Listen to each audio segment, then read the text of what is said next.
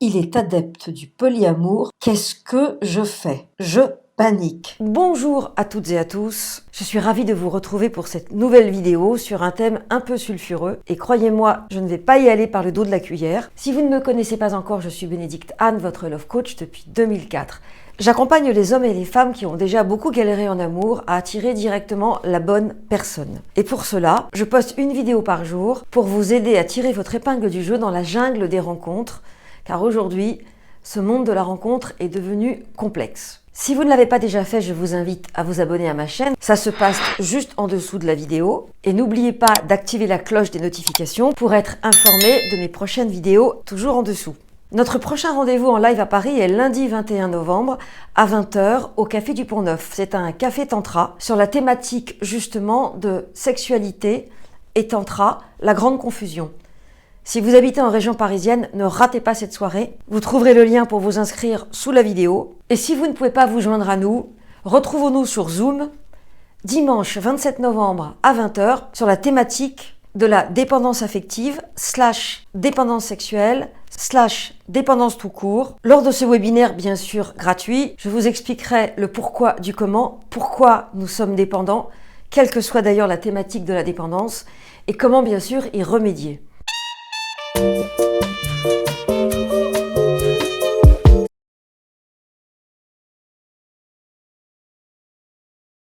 Le polyamour a commencé à faire parler de lui dans les années 2000 avec l'avènement du livre de Françoise Saint-Père, qui est devenue très vite la grande prêtresse du polyamour. Il se trouve que lorsque j'animais les cafés de l'amour de manière hebdomadaire, je me suis évidemment intéressée à tous les mouvements parallèles, aussi bien en développement personnel qu'en thérapie corporelle.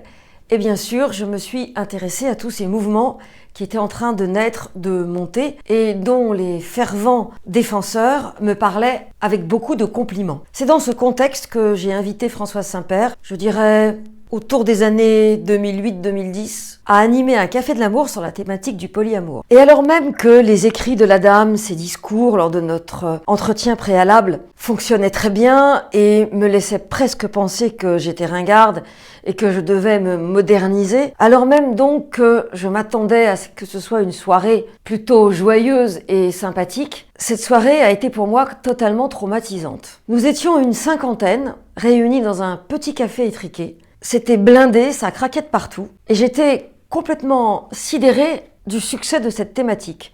C'est pour ça d'ailleurs que j'avais choisi un petit café pensant qu'il y aurait 3 pelés intendus. Et contre toute attente, sont venus des couples qui pratiquaient le polyamour. Ils se sont exprimés à voix haute avec le micro, et j'ai entendu des choses qui m'ont glacée. Il s'est trouvé, et là pour le coup, je crois qu'il y a vraiment un hasard, que les personnes qui se sont exprimées et qui ont parlé du point de vue de leur vulnérabilité, de leur sensibilité, étaient des hommes. Donc 3 ou 4 hommes ont parlé et ont tenu à peu près le même discours, ce qui était quand même très troublant. Par la suite, j'ai bien sûr reçu de nombreuses coachées qui étaient confrontées à un partenaire polyamoureux, et donc je vous parlerai évidemment du point de vue des femmes. Mais alors même que mon ressenti m'avait laissé penser que c'était sans doute un truc de plus que les hommes avaient inventé pour pouvoir, en gros, faire de la contrebande, vous connaissez le jeu de mots, pour aller bander ailleurs, j'ai été très surprise de découvrir que c'était finalement, ce jour-là, dans ce contexte-là, les hommes qui souffraient. Ils nous racontaient comment ils voyaient la mère de leurs enfants se maquiller, se pomponner, se faire belle, prendre une douche, passer du temps à se préparer, sortir sexy, alors même que depuis longtemps, elle n'avait plus jamais fait autant d'efforts pour eux, pour aller rejoindre un autre, le rival, celui qu'ils étaient obligés d'accepter puisque madame avait décrété qu'elle était polyamoureuse, et avec force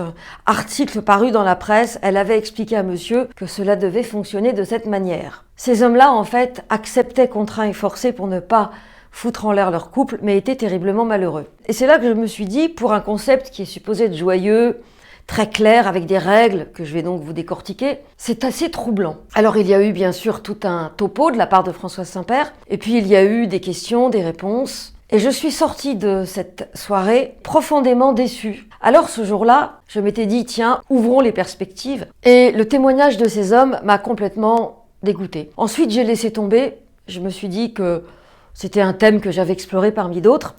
Et puis, progressivement, au fil de mes consultations, j'ai croisé de plus en plus de femmes qui me présentaient les 3 cas de figure suivants. Le libertinage, j'en ai déjà parlé dans quelques vidéos. L'échangisme, je n'en ai pas encore parlé.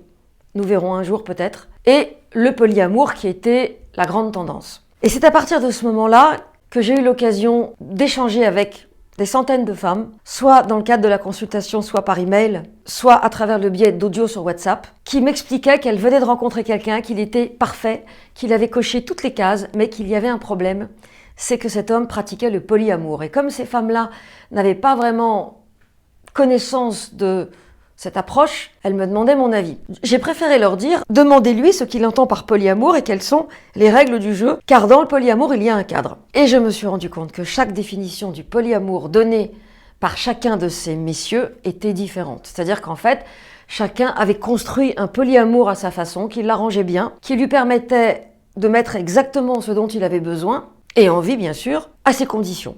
Parce que comme c'était lui qui expliquait, les femmes étaient plus ou moins obligées d'accepter. Alors dans un cas, la femme partageait l'homme avec une autre femme, il y avait donc l'officiel et il y avait l'officieuse. En Afrique, je crois qu'on appelle ça le bureau numéro 1 et le bureau numéro 2. Dans le cadre du polyamour, on appelle ça la relation officielle et la relation secondaire. La relation officielle étant le couple déjà installé, la relation secondaire étant non pas la maîtresse mais la seconde amoureuse. Donc ce que l'on peut dire, c'est que chacun a sa définition du polyamour et l'arrange à sa sauce. Dans le cas de cette femme, c'était une semaine avec la relation officielle et une semaine avec la deuxième relation. Et il y avait une alternance, un peu comme la garde des enfants. Et évidemment, lorsque cette coachée est venue me voir, la première chose que je lui ai dite, c'est « Je ne sais pas quand cela arrivera, mais de toute façon, à moyen ou à court terme, il va falloir arrêter cette relation. » Car vous n'allez pas pouvoir durer très longtemps. Et effectivement, c'est ce qui s'est passé. Ça devenait de plus en plus dingue. La jalousie grandissait au sein du couple. L'autre personne voulait la rencontrer. Ma coachée en était malade. Et ça a duré quand même pendant 1 an. Et pendant toute cette année, chaque semaine, elle m'expliquait toutes les crasses qu'il lui avait faites. Et chaque semaine, je les lui mettais sous le nez. Chaque semaine, elle entendait. Et elle ressortait de là. Et elle retombait sous son emprise. Ce qui m'amène à penser que non seulement le polyamour change de définition en fonction des personnes qu'il pratique, mais que parfois, et même souvent, il y a derrière une intention. Je ne dis pas qu'il s'agit de pervers narcissiques, mais il s'agit en tout cas d'emprise. Et que j'ai vu beaucoup d'hommes se vanter « Ah, le polyamour, ouais », comme si c'était quelque chose de génial. Ils auraient pu dire « J'ai une super voiture, j'ai la dernière Bentley » ou « J'ai acheté un cheval de course, la meilleure écurie d'Europe », ça aurait été pareil. La façon dont ils vendaient le polyamour était extrêmement renarcissisante. Je continue. Une autre de mes coachées a attrapé des morpions. Vous savez ce que c'est les morpions? Ce sont des espèces de poux qui sont située précisément dans les poils du pubis. Une autre coachée a attrapé une chlamydia. Quant à la troisième, c'était un herpès du bas-ventre qui l'a fait hurler à la mort pendant des semaines et des semaines. Je ne suis pas en train de dire que tous les gens qui pratiquent le polyamour vont vous ramener des choses bizarres. Je suis juste en train de partager l'expérience de mes coachés. Ce n'est pas terminé. J'aimerais quand même parler de la jalousie parce que une des règles du polyamour, c'est que justement il y a un cadre, on se voit de telle heure, à tel moment, on est clair, tout le monde est au courant de tout, ce qui évite de mentir comme dans la relation maîtresse-amant de base, et youpla boum, on y va. Sauf que, à force de faire l'amour, à force de se voir, à force de se toucher, à force de mélanger ses muqueuses, à force de fabriquer de l'ocytocine à deux, évidemment la jalousie apparaît, suivie de près par le désir d'exclusivité. Et comme la règle du jeu, c'est reste à ta place cocotte et ne viens pas dans mon univers déjà bien construit, cela a fait que certaines coachées ont passé beaucoup de temps avec des hommes qui ne leur ont pas donné la place qu'elles méritaient. Et parallèlement à tout cela, Françoise Saint-Père a réédité son livre pour montrer que 30 ans après, le polyamour était toujours d'actualité. Je ne suis certaine de rien et je pense que chacun est libre. Pour autant, ce que j'ai remarqué dans le cadre des personnes qui viennent me consulter, on est bien d'accord que je ne généralise pas, les quelques hommes, en dehors de ceux que j'avais vus lors du Café de l'amour spécial polyamour, qui m'en ont parlé en souffraient terriblement parce que eux étaient amoureux et même s'ils avaient le droit d'être amoureux d'une autre personne, ça leur était impossible, puisque je vous le rappelle, la règle du polyamour, c'est de pouvoir aimer plusieurs personnes en même temps. Quant aux femmes, je viens de vous en parler. Moi, je crois que si vous commencez à vous amouracher de quelqu'un d'autre, je dis bien amouracher parce qu'on ne peut pas aimer comme ça brutalement en 3 secondes et demie, et que vous êtes déjà en couple, c'est que sans doute il y a un problème.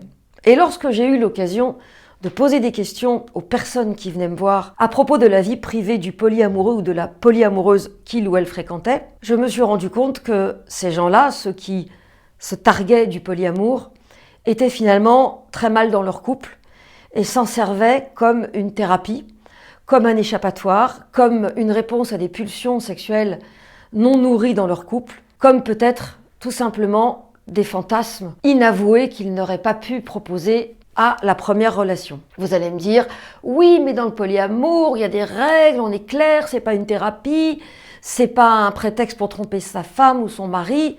Oui, dans l'absolu, il y a des règles, il y a des commandements. Mais concrètement, moi, tout ce que j'ai vu, c'était des gens détruits et des gens qui finalement souffraient. Parce que généralement, celui qui impose le polyamour est celui qui est déjà attaché à quelqu'un d'autre.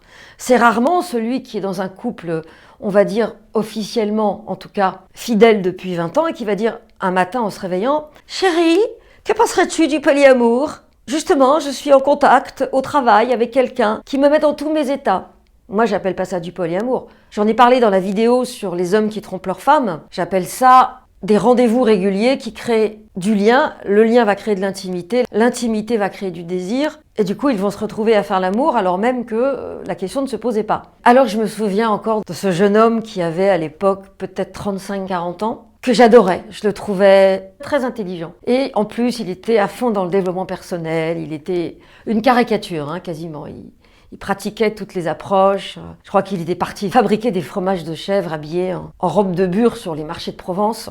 En fait, j'en sais rien, c'est juste une métaphore pour vous faire sourire et pour vous montrer un petit peu l'esprit du gars. Et il avait 4 polyamoureuses en même temps. Je ne sais pas comment il faisait, parce que la condition numéro 1 pour pratiquer le polyamour, c'est d'avoir du temps. La plupart des gens n'ont déjà pas beaucoup de temps à passer avec leur partenaire officiel, alors comment vont-ils passer du temps avec une deuxième relation, une troisième, voire une quatrième? Moi, ça me dépasse totalement. Je crois qu'on a à peu près fait le tour de mon ressenti. Maintenant, ce qui nous intéresse, c'est de savoir pourquoi certains hommes et certaines femmes rentrent dans ce type de relation.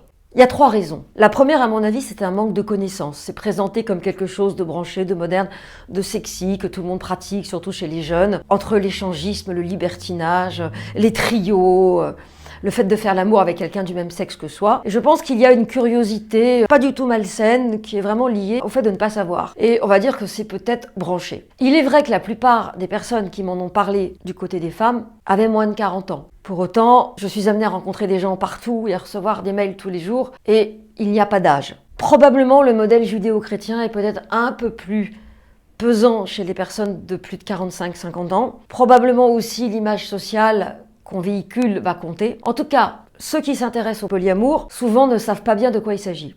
La deuxième raison, c'est l'envie de transgresser. Ce sont peut-être des personnes issues de milieux communautaires forts, autour de la religion, autour des valeurs. Ça peut être quelqu'un qui est d'origine malgache, aussi bien que d'origine musulmane, que d'origine juive, un peu moins, mais ça arrive, que quelqu'un qui est d'origine orthodoxe, que quelqu'un qui a des parents laïcs mais extrêmement à cheval sur l'image que l'on renvoie, l'éducation. Ça peut être par exemple des enfants d'immigrés dont les parents n'avaient qu'une envie, c'était que leurs enfants s'intègrent, donc ils refusaient de parler à la maison la langue de leurs origines, et je pense aux Italiens, les fameux Rital des années 30, 40, voire 50. Il y a beaucoup d'enfants et de petits-enfants d'Italiens qui ne parlent pas la langue, ce qui n'est pas le cas dans le monde maghrébin et dans le monde espagnol et portugais. Donc ça peut être quelqu'un qui a eu une forte pression et qui va un jour décider de transgresser. Et quelle est la meilleure façon de transgresser la pression familiale? C'est de faire le contraire. Et une pression familiale, elle est rarement lubrique. C'est pas les parents qui vous disent « Chérie, lorsque tu voudras faire l'amour, tu nous le dis et on te laisse l'appartement tout le week-end. » Non, la pression, elle est rarement dans ce sens-là. Elle est plutôt à l'inverse, évidemment. Et donc quand on a eu une pression forte, on aura plutôt tendance à transgresser. Alors ça peut prendre la forme du polyamour, ça peut être aussi le fait de faire un casse ou de fumer des choses interdites. Vous voyez, c'est une explication parmi d'autres.